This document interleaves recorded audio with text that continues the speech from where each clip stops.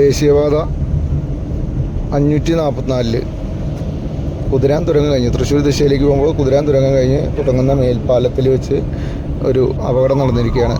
മാങ്ങലോടുമായി തമിഴ്നാട് ഭാഗത്തു നിന്ന് വന്ന മാങ്ങലോടുമായി വന്ന പിക്കപ്പ് വാനാണ് നിയന്ത്രണം വിട്ട് ഡിവൈഡറിലിടിച്ച് റോട്ടിൽ മറിഞ്ഞത്. ഉടൻ തന്നെ ആംബുലൻസിൽ ഡ്രൈവറെ തൃശ്ശൂരുള്ള ആശുപത്രിയിലേക്ക് കൊണ്ടുപോയി. ഡ്രൈവർക്ക് പരിക്കുകളുണ്ട്. ഹൈവേ എമർജൻസി ടീമിൻ്റെ ക്രെയിനും മറ്റു ഉദ്യോഗസ്ഥരുമെത്തി വാഹനം മാറ്റിയിടുന്നതിനുള്ള നടപടികൾ സ്വീകരിച്ചു. കാലത്ത് 10:15 കൂടിയാണ് അപകടമുണ്ടായത്.